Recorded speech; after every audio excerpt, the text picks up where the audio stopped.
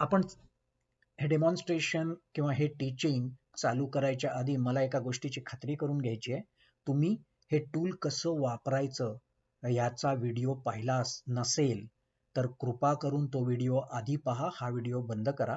कारण आजच्या सेशनमध्ये मी हे टूल कसं वापरायचं, नेव्हिगेट कसं करायचं, सगळी फीचर्स कशी वापरायची, क्वेश्चन बँक कशी बघायची, त्या क्वेश्चन बँकमध्ये किती प्रश्न आहेत, बोर्डाचे प्रश्न आहेत का काय आहे, ते सगळं कसं चेक करायचं, ह्या कशाचंच मी प्रात्यक्षिक देणार नाही आहे. आज मी फक्त आजचा मॅथचा कॉन्सेप्ट किंवा मॅथची संकल्पना जी काही चूज केलेली आहे आपण ती आपण शिकणार आहोत.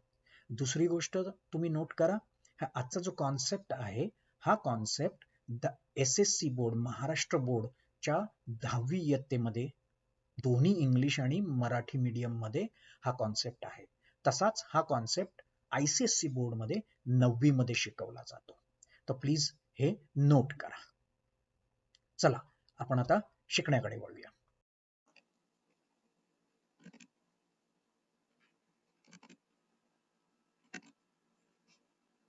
आपला आजचा मॅथमॅटिक्सचा कॉन्सेप्ट आहे अंकगणिती श्रेणी, किंवा ज्याला इंग्लिशमध्ये म्हणतात अॅरिथमॅटिक प्रोग्रेशन.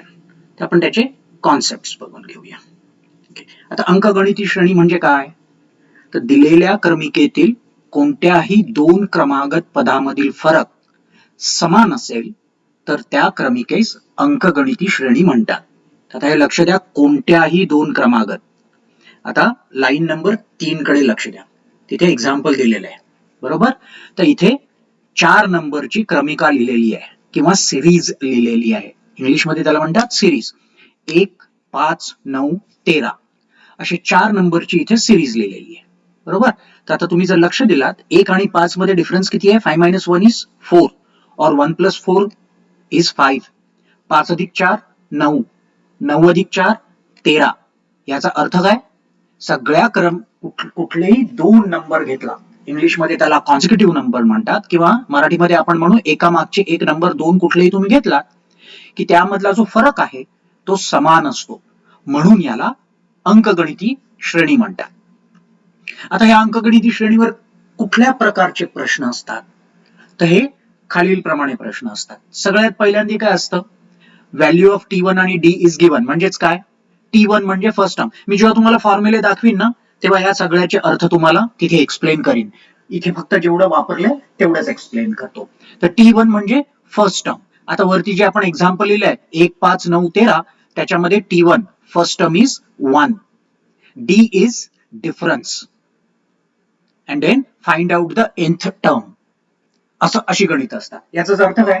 तुम्हाला सांगितलं असेल की पहिली टर्म ही 1 आहे आणि कॉमन डिफरन्स हा 4 आहे. अशी जी क्रमिका असेल त्याच्यामध्ये 1000वा नंबर शोधून काढा. तर तुम्ही लिहित बसणार का? 1 + 4 5, 5 + 4 9, 9 + 4 13, 13 + 4 17 उद्यापर्यंत तुमचं उत्तर येईल.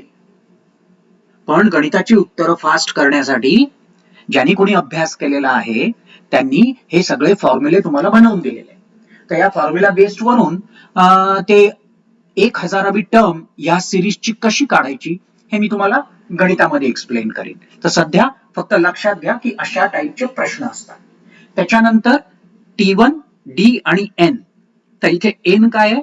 नंबर ऑफ पद, म्हणजे किती पद या क्रमिकेमध्ये आहेत. 4 पद आहेत का, 5 पद आहेत का? आपल्या पहिल्या क्रमिकेमध्ये 4 पद होती, तो N इज इक्वल टू 4. तर तुम्हाला T1, D आणि N दिलेला असेल तर ह्या 3 दिलेल्या व्हेरिएबल व्हॅल्यूज वरून, ह्या 3 दिलेल्या चलांच्या किमतीवरून तुम्ही ती मालिका बनवायची आणि त्या मालिकेतल्या सगळ्या नंबरची बेरीज किती येईल हे फॉर्म्युला वापरून सोडवून दाखवायचं. तर हे झालं तुमचं दुसऱ्या पद्धतीचं गणित. त्याच्यानंतर काय असतं? त्याच्यानंतर अजून एका तिसऱ्या पद्धतीचं गणित. आता लाईन नंबर 7 बघा. त्याच्यामध्ये काय दिलेलं आहे? मालिका दिलेली असते. मग मालिका जर दिलेली असेल तर ती आधी वैध आहे की अवैध आहे, म्हणजे ती व्हॅलिड आहे की इनव्हॅलिड आहे ते सांगा. म्हणजे ही अॅरिथमॅटिक प्रोग्रेशन आहे का, ही अंकगणिती श्रेणी आहे का, हे ठरवा. ते कसं ठरवणार? कारण आपलं डेफिनेशन काय म्हणतं? कुठलीही दोन पद घेतलात आणि त्या दोन पदांमधला फरक समान असला पाहिजे. तर एकही ठिकाणी दोन पदांमधला फरक जर वेगळा आला तर ती अंकगणिती श्रेणी अवैध असते किंवा ती अॅरिथमॅटिक प्रोग्रेशन नसते. तर हे तुम्ही उत्तर द्यायचं असतं. तर अशा पद्धतीचा प्रश्न असतो. आणि मालिका दिलेली असेल तर मग ते पुन्हा T1 तुम्ही शोधून काढा, D शोधून काढा, N शोधून काढा आणि SN म्हणजे sum of all the numbers, the entire मालिकेची बेरीज शोधून काढा, असं गणित असतं. ठीक आहे. आता 8, 9 आणि 10 कडे लक्ष द्या. 8, 9, 10 मध्ये काय आहे? T1, D आणि N दिलेला असतो. त्या T1, D आणि N मध्ये 6व्या कॉन्सेप्ट प्रमाणे तुम्ही मालिका बनवायची आणि मालिकेची बेरीज पण बनवून दाखवायची आणि त्याच्याबरोबर अजून एक गोष्ट करायची. ही जी मालिका असते, हे जे अॅरिथमॅटिक प्रोग्रेशन आहे किंवा अंकगणिती श्रेणी आहे, तिला तिचे 2 गुणधर्म आहेत. तर ते गुणधर्म तुम्हाला एक्सप्लेन करायचे असतात. तर ते गुणधर्म काय आहेत ऍक्च्युअल गणितामध्ये बघू. तर सध्या फक्त समजून घ्या की अशा पद्धतीचा प्रश्न असतो. ओके. त्याच्यानंतर अतिशय इंटरेस्टिंग गणित असतात. तर थोडीशी कॉम्प्लिकेटेड असतात ही गणितं आधीच्या गणितांपेक्षा. आधीची गणितं 1 to 10 सोपी गणितं होती. आता ह्या गणितांमध्ये काय असतं? 3 किंवा 5 किंवा 4 पद असलेल्या क्रमिका किंवा सिरीजेस कन्सिडर केलेल्या असतात. आणि मग त्या 3 यापैकी जी सिरीज दिलेली असेल तर त्या सिरीजला अनुसरून काही व्हेरिएबलची व्हॅल्यू दिलेल्या असतात आणि त्या व्हॅल्यू वरून तुम्ही बाकीची सगळी उत्तर शोधून काढायची असतात. त्याची सिरीज बनवायची असते, त्याच्यानंतर त्याची बेरीज करून दाखवायची असते. तर अशी गणितं असतात. तर ह्या गणितामध्ये अतिशय नीट लक्ष द्या मी काय सांगतोय ते. ह्या गणितामध्ये एकच युक्ती आहे, एकच ट्रिक आहे. ती काय? तर ए नावाचा असा एक नंबर जस्ट अज्युम करायचा की ह्या मालिकेमध्ये ए नावाचं पद आहे किंवा ए नावाची व्हॅल्यू आहे या सिरीज मध्ये. तर ती कशी लिहायची? 3 क्रमागत पद जेव्हा तुम्ही लिहिता तेव्हा 3 हा ऑड नंबर आहे. आपण त्याला मराठीमध्ये काय म्हणतो? विषम आणि सम. ओके. ऑड म्हणजे विषम, राईट. जर 3 क्रमागत पद आणि 5 क्रमागत पद ही विषम क्रमागत पदे आहेत, बरोबर. तर त्याच्यामध्ये काय करायचं? 3 क्रमागत पद दिली असतील तर त्याची मधली जी टर्म आहे, इथे पहा 13 नंबर मध्ये, तिला ए म्हणून लिहायचं. आणि आपल्याला माहिती आहे क्रमागत पदांमध्ये डिफरन्स डी असतो. तर एच्या राईट साइडला जो नंबर आहे तो ए प्लस डी असला पाहिजे आणि एच्या लेफ्टला किंवा ए पेक्षा लहान नंबर जो आहे तो ए मायनस डी असला पाहिजे. समजलं का?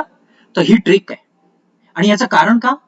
जर तुम्ही बघितलात, जर तुम्हाला या सिरीजची टोटल दिलेली असेल, तिन्ही नंबरची बेरीज दिलेली असेल, तर यांची बेरीज करून बघा काय होतं. ए मायनस डी अधिक ए प्लस डी. काय झालं? Minus D plus D cancel झाले. 3a. म्हणजेच काय? तुम्हाला केव्हाही या 3 क्रमागत पदांची टोटल दिलेली असेल तर ती total is equal to 3a. A is equal to total भागिले 3. एचं उत्तर तुम्हाला लगेच काढता येतं. So what is the trick? एक ए नावाचा चल अज्युम करा आणि ते मध्ये लिहा आणि त्याच्या राईट साइडला उरलेला नंबर लिहा आणि उरलेले अर्धे नंबर तुम्ही लेफ्ट साइडला लिहा. तसंच तुम्ही 5 पदांच्या ह्याच्यामध्ये, आता तुमच्याकडे जर 5 पद दिलेली असतील तर इथे पहा काय झालंय. 5 पद असतील तर मिड नंबर काय आला तुमचा? 3. 3च्या राईट साइडला 2 आणि 3च्या तिसऱ्या टर्मच्या लेफ्ट साइडला 2, असे टोटल 5 नंबर झाले.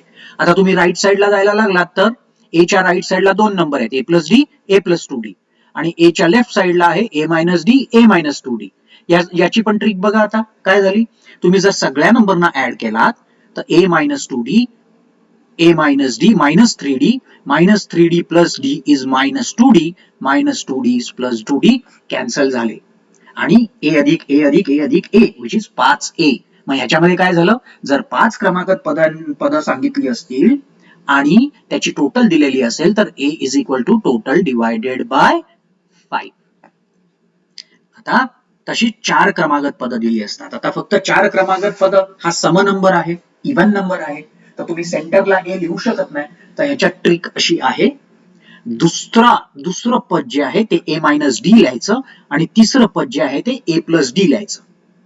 आणि इथे फरक जो आहे, समान फरक जो आहे तो 2D आहे, सिंगल डी नाही. मला काय म्हणायचंय ते आता बघा. आता हा ए मायनस डी, दुसरं पद जर तुम्ही ए मायनस डी घेतलं तर ए मायनस डी अधिक 2D ए अधिक डी, आणि ए वजा डी वजा 2D इज ए वजा 3D. म्हणजेच 4 क्रमागत पदामध्ये दुसरं पद ए मायनस डी असतं, तिसरं पद ए प्लस डी असतं, आणि त्या दोघांमधला फरक असतो 2D. तर ही अशा पद्धतीची गणित असतात. तर आता आपण स्ट्रेट अवे कॉन्सेप्ट कडून गणितांकडे जाऊया. Okay, all right. तर आधी गणित बघायच्या आधी जरा थोडेसे फॉर्म्युले बघून घेऊया आपण. ठीक आहे, सूत्रे.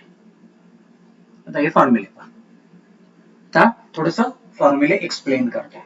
एन म्हणजे एकूण पदे, त्या क्रमिकेमध्ये किती पदांची ती क्रमिका आहे असं सांगितलेलं आहे. 5 पदांची आहे, 4 पदांची आहे, 10 पदांची आहे, 1000 पदांची आहे. 1000 असतील पद तर n is equal to 1000. T1 म्हणजे पहिले पद, T2 म्हणजे दुसरे पद, असेच Tn is equal to n वे पद. त्याच्यानंतर दुसरा फॉर्म्युला, त्या मालिकेमधील सगळ्यात शेवटची जी टर्म असते ती टर्म तुम्ही कशी कॅल्क्युलेट करता. आता तुम्हाला मगाशी बघितलं, T1 मध्ये तुम्ही 1D ऍड केला की तुम्हाला दुसरं टर्म मिळते, आणि मग त्याच्यात 2D ऍड केले की तुम्हाला तिसरी टर्म मिळते. जर मग तुम्हाला कोणी सांगितलं की 3D शोधून काढा, तर ह्याचाच अर्थ काय, तुम्ही सांगणार 3D शोधून काढताना T1 मध्ये मी 2D ऍड करणार.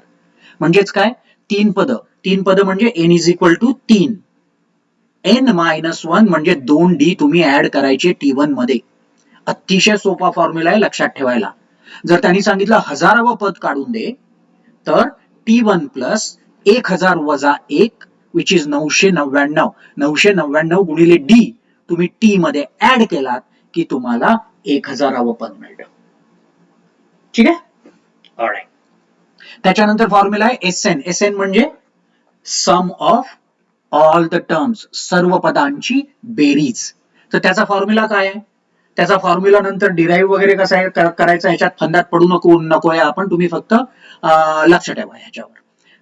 SN is equal to n by 2 into bracket 2T1 म्हणजे 2 गुणिले पहिलं पद अधिक n वजा 1 गुणिले D. तर हा फॉर्म्युला जर थोडासा तुम्ही सिम्प्लिफाय केलात तर हा फॉर्म्युला दुसऱ्या पद्धतीने पण लिहिता येतो, कारण इथे 2T1 दिलेले आहे, T1 plus n minus 1 into D.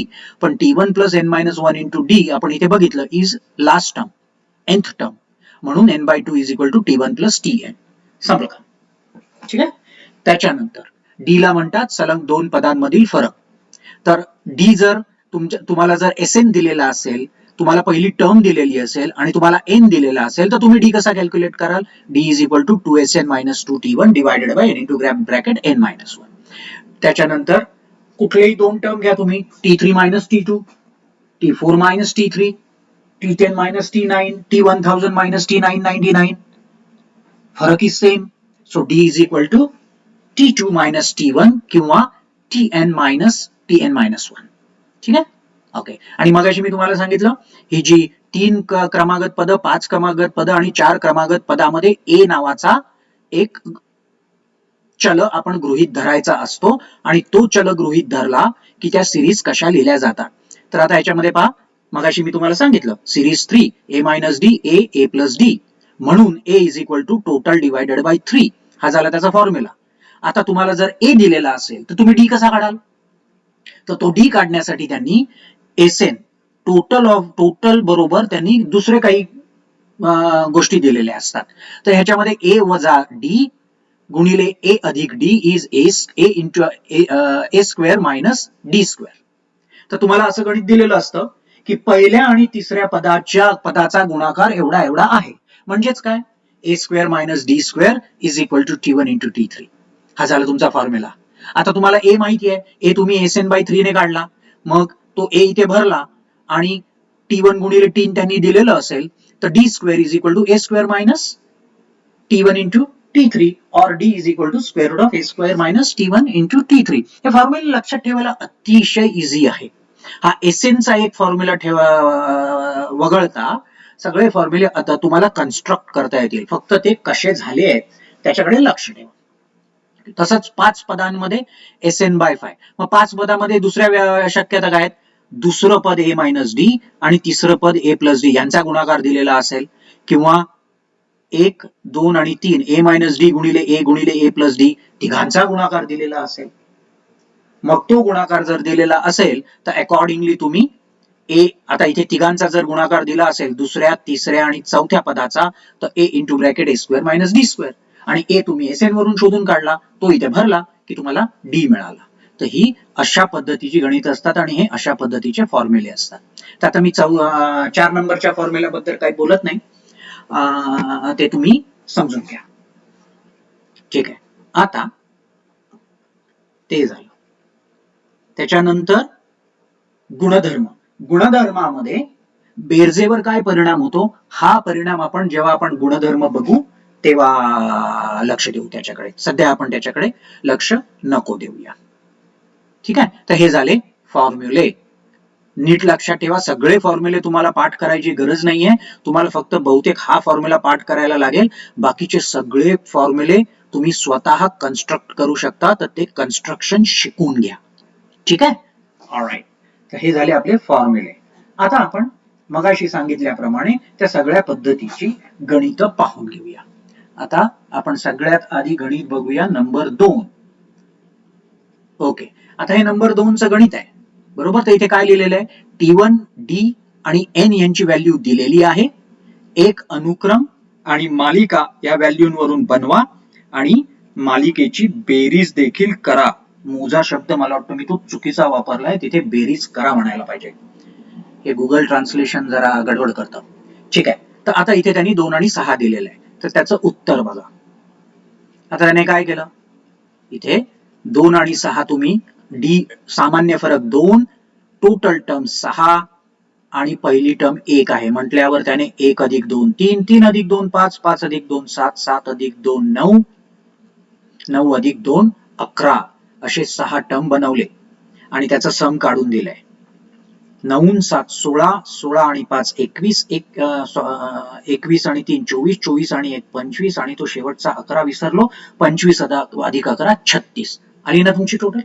Okay. तर त्याने गणित कसं केलं ते आपण आता ह्या स्टेप्स मध्ये पाहूया. काही नाही, व्हेरी सिंपल.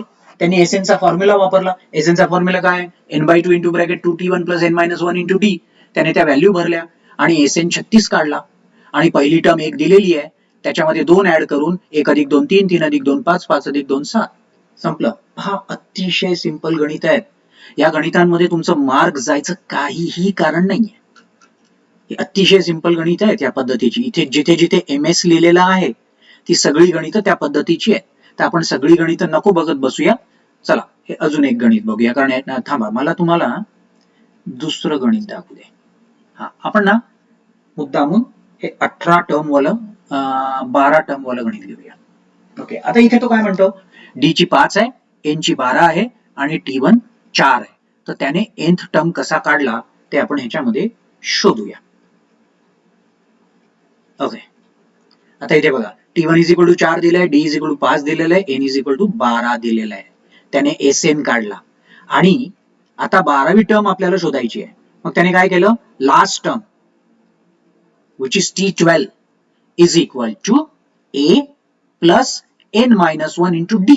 N 12 आहे, 12 - 1 11, 11 × 5 55, 55 + 4 59, म्हणजे शेवटची टर्म आली 59. तुम्हाला हे 4 + 5 9 + 5 करत बसायची गरज नाहीये. उद्या तुम्हाला 1 मिलियन्थ टर्म काढायला सांगितली तर तुम्ही 1 मिलियन - 1 इथे करायचं आणि 2 मिनिटांमध्ये ती टर्म शोधून द्यायची. तर nवे पद काढा म्हणून अशी जी गणितं आहेत त्याच्यामध्ये हा फॉर्म्युला वापरायचा आणि तो फॉर्म्युला कसा डिराईव्ह करायचा ते मी तुम्हाला दाखवलं. अतिशय सिंपल. ठीक आहे. ते झालं त्या टाईपची गणितं. मग त्याच्यानंतर दुसऱ्या टाईपची गणितं काय, SQ. SQ म्हणजे मी हे माझे टाईप टाकलेले आहे. SQ म्हणजे अनुक्रम मालिका दिलेली आहे, ती वैध आहे का ते ठरवा. होय असल्यास T1 DN. स्टेप्स मध्ये त्याने काय करून दाखवले ते बघूया. ठीक आहे. तर आता इथे बेसिकली तुम्हाला तो क्रम चेक करायचा आहे. हे मॅन्युअल काम तुम्हाला करायचं आहे. 1 अधिक 1 2, 2 अधिक 1 3, 3 अधिक 1 4, 4 अधिक 1 5, 5 अधिक 1 6. सगळ्यांचा फरक एक आहे. ही वैध मालिका आहे किंवा ही अरिथमॅटिक प्रोग्रेशन आहे, म्हणून मग त्याची तुम्ही उत्तरं काढू शकता आणि त्याच्याप्रमाणे त्याची बेरीज वगैरे आधीचे सगळे फॉर्म्युले वापरून त्याने केलेले आहे. तर आता आपण बघूया. 2-3 गणितं आहेत. चला, ही पण वैध मालिका आहे. 1 अधिक 4 5, 5 अधिक 4 9, 9 अधिक 4 13, 13 अधिक 4 17, 17 अधिक 4 21. आहा, अवैध क्रम. आता हा का अवैध क्रम? 1 अधिक 1 2, 2 अधिक 1 3, 3 अधिक 1 4, 4 अधिक 1 5 आणि 5 अधिक 1 6. पण इथे 5 अधिक 4 9 आहे. म्हणजे ज्या शेवटच्या दोन टर्म आहेत T5 आणि T6 याच्यामधला फरक इज नॉट इक्वल टू 1 आणि त्याच्यामुळे हा अवैध क्रम आहे. ही अरिथमॅटिक प्रोग्रेशन नाही आहे. ही अंकगणिती श्रेणी नाही आहे आणि ही अंकगणिती श्रेणी नाही आहे म्हटलं म्हणजे पुढची गणितं करण्याची तुम्हाला गरजच नाहीये. तर हे झालं त्या टाईपचं गणित. आता आपण पाहूया प्रॉपर्टीज. ओके, तर आता प्रॉपर्टीजची गणित. गुणधर्म सांगा. तुम्हाला T1 D आणि N दिलेला असतो, त्याच्यावरून तुम्ही मालिका बनवायची आणि त्याचे गुणधर्म पण सांगायचे. तर आता ते गुणधर्म म्हणजे काय ते आपण आता इथे बघूया. ओके, सगळ्यात पहिला गुणधर्म असा आहे बघा, त्या रेड ब्ल्यू लाईन कडे बघा. जेव्हा वास्तविक संख्या k म्हणजे कुठल्याही कॉन्स्टंटने सर्व पदांचा गुणाकार केला, म्हणजे आता त्या सिरीज मध्ये तुमच्या 5 पद असतील, तर सगळ्यांना तुम्ही जर k ने गुणलं तर ती जी नवीन सिरीज तयार होते त्या सिरीज मध्ये जो d आहे, सामान्य फरक आहे, तो सेम राहतो. थांबा, मी हा तुम्हाला चुकीचं सांगितलं, सॉरी. हे मला एक्सप्लेन करायचं आहे.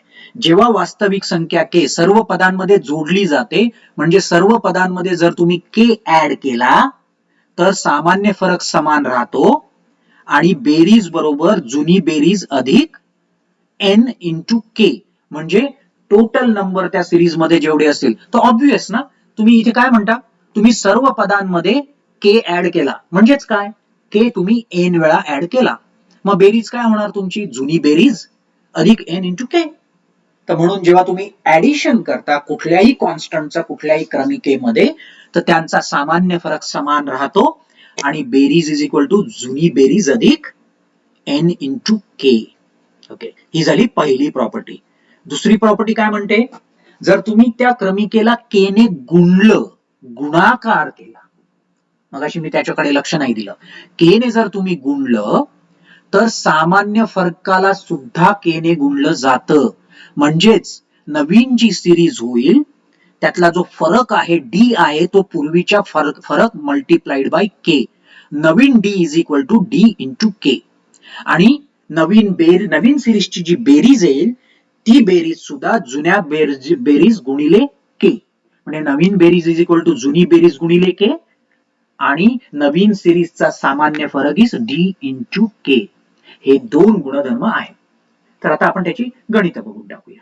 तर आता हे पहिलं गणित आहे, तर आपण सरळ सरळ आता स्टेप्स बघूया. इथे हे सगळं काय बघूया नको, ठीक आहे. आता आपण एक्सपांड स्टेप्स. ओके, T1 ची किंमत आहे 6, D ची किंमत आहे 7, N ची किंमत आहे 8. त्याच्यावरून आपण SN शोधून काढला. काय आला SN आपला, 244. SN चा फॉर्म्युला हा वापरला आणि 244 नंबर शोधून काढला. ठीक आहे.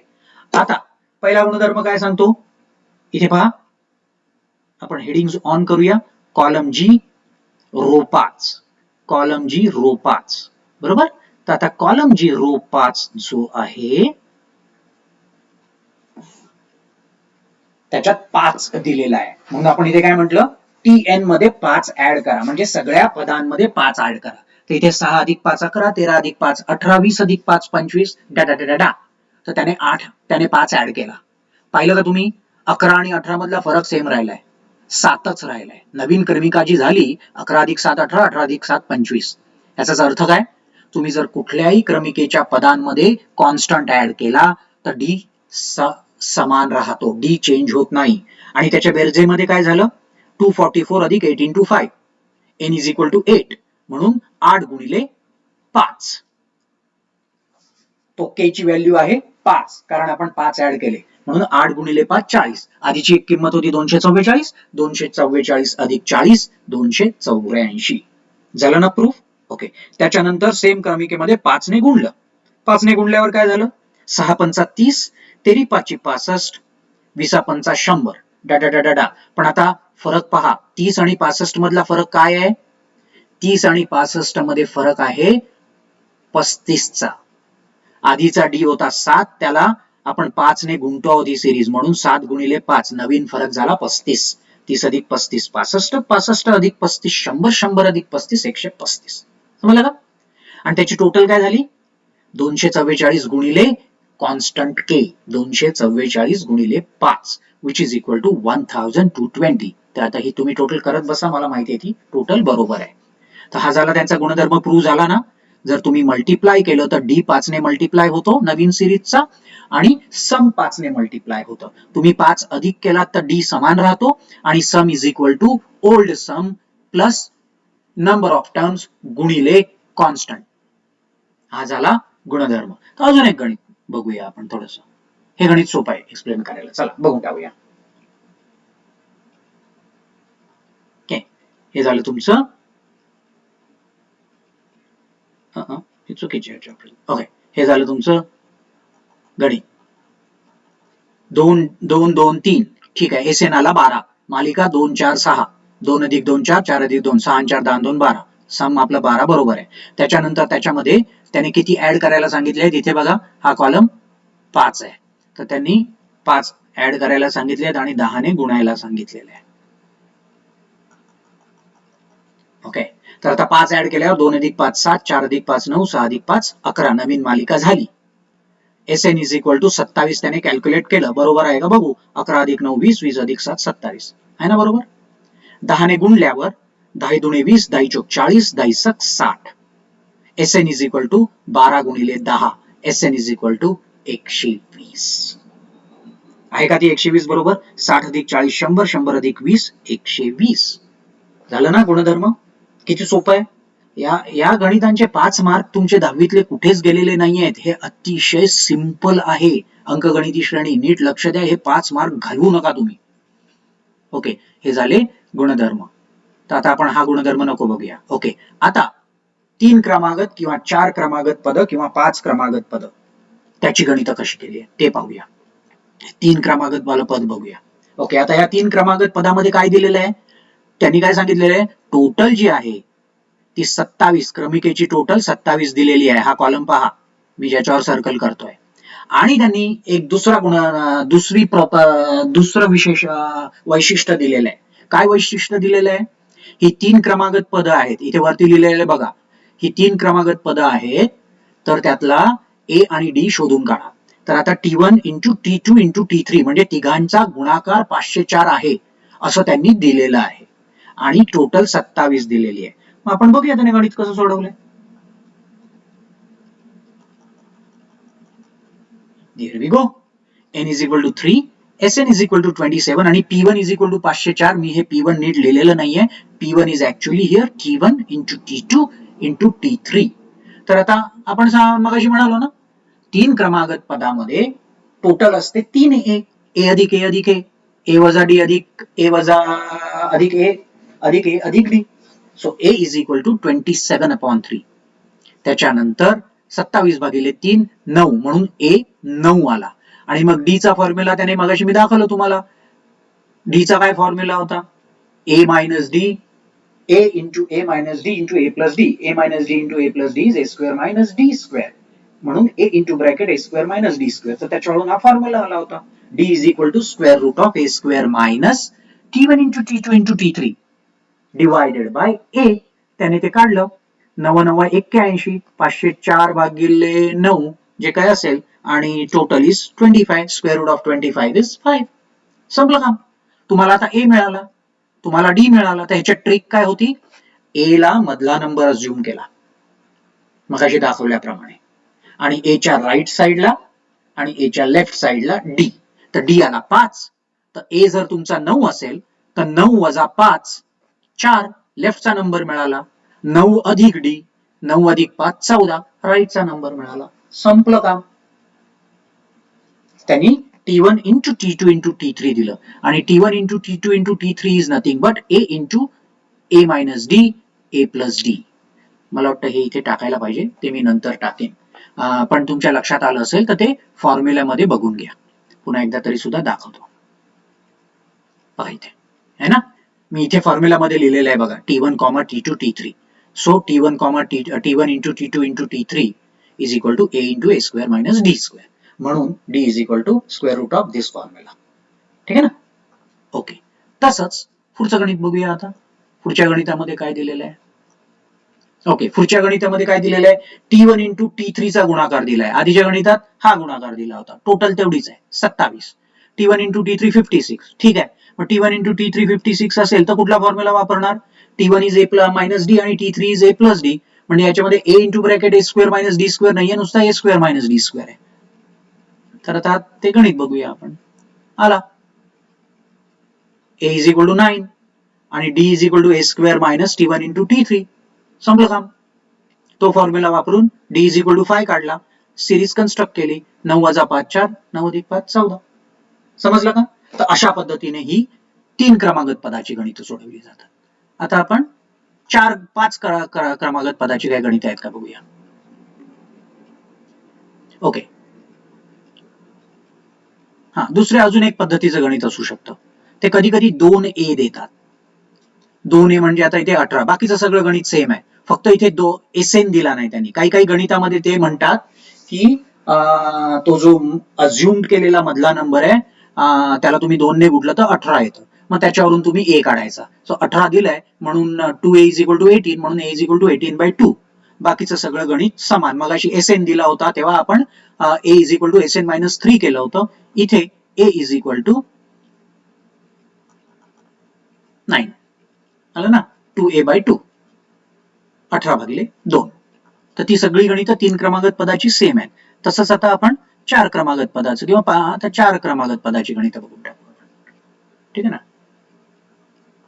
ओके, चला, 4 क्रमागत पदामध्ये सेम फॉर्म्युले वापरायचे, ज्याच्यामध्ये एक्सप्लेन करायला माझ्याकडे आता काहीच उरलेलं नाहीये. 4 क्रमागत पदाचे हे फॉर्म्युले आहेत. पहिलं आणि शेवटचं टर्म मल्टिप्लाय केली तर काय होईल. आता 4 पदांमध्ये तुमची ही 4 पद आहेत. A अधिक 3D गुणिले A वजा 3D, A वजा 9D स्क्वेअर. बस एवढाच फरक आहे. A minus D into A plus D is A minus D square. तर तुम्हाला जे काही दिलेलं असेल, T1 इंटू T2 दिलेलं आहे, T1 इंटू T4 दिलेलं आहे, त्याच्याप्रमाणे हा फॉर्म्युला वापरा किंवा कन्स्ट्रक्ट करा तुम्ही स्वतः आणि गणित सोडवा. आता याच्यामध्ये त्याने काय केलेलं आहे. ओके, याच्यामध्ये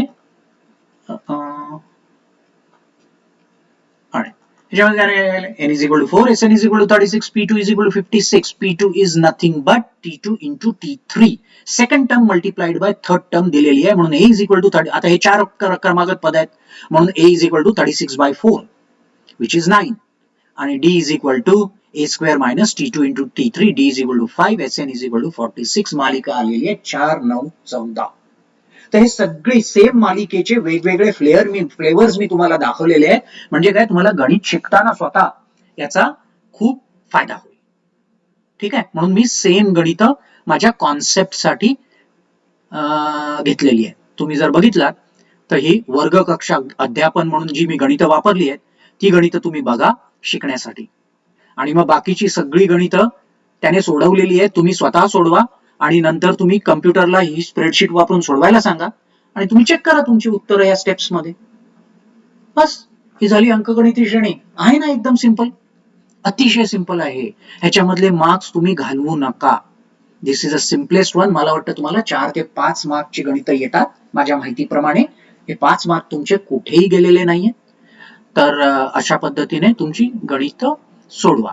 अजून एक शेवटची गोष्ट मला सांगायची राहिली, मी आधीच्या स्प्रेडशीट्स मध्ये हे फीचर टाकलं नव्हतं, तर हे फीचर मी तुम्हाला थोडंसं एक्सप्लेन करतो. झूम म्हणून मी फीचर टाकलेलं आहे. त्याचं कारण असं आहे, आता माझी कम्प्युटरची स्क्रीन आता एवढी आहे, त्याप्रमाणे मी ही शीटची साईज बनवलेली आहे, बरोबर. पण जर तुमच्याकडे छोटा कम्प्युटर असेल माझ्यापेक्षा किंवा तुमच्याकडे माझ्यापेक्षा मोठा कम्प्युटर असेल तर तुम्हाला ही शीट मोठी करता येते. तर ती कशी करायची, तुम्ही जर ह्याच्यावर झूम केलं, आता माझी ही फुल साईज आहे ना, तर असं समजा की माझ्या कम्प्युटरची स्क्रीन छोटी आहे किंवा मला राईटला थोडासा स्पेस हवाय, सो यू डू झूम आणि -5 किंवा +5 टाका. लहान करायचं असेल तर -5 टाका. पाहिलं का तुम्ही? -5 ने शीटची साईज थोडी छोटी झाली. तर तुमचा कम्प्युटर जर छोटा असेल तर -5 ने त्याला छोटी करा. तुमचा कम्प्युटर मोठा असेल तर त्याला +5 ने मोठा करा. समजलं ना? तर हे नवीन फीचर मी टाकलेलं आहे. ह्याच्या पुढच्या सगळ्या शीट्स मध्ये हे फीचर येणार आहे. तर आता आपला हा कॉन्सेप्ट समजावून संपलेला आहे. These are the concept. हे कॉन्सेप्ट नीट वाचा. त्याच्यानंतर हे फॉर्म्युले नीट पाहून घ्या. त्याच्यानंतर हे गुणधर्म नीट पाहून घ्या. आणि वर्ग कक्ष अध्यापनासाठी जी काही गणित वापरली ती कशी सोडवली ती बघा. त्यांचे एक्सपांड करा. स्टेप्स पहा. तुम्ही स्वतःचं गणित स्वतः शिकू शकता. तुम्हाला हे गणित शिकायला शिक्षकाची पण कदाचित गरज लागणार नाही. समजलं का? तर स्वतःचा अभ्यास स्वतः करा. चला, तुम्हाला हे आवडलं असेल असं मी गृहीत धरतो. तर आपण आजचं सेशन इथे संपवूया. Thank you for listening to me. Hope you enjoyed the demo. Stay tuned for next math concept sheets and the demonstration videos. Bye bye.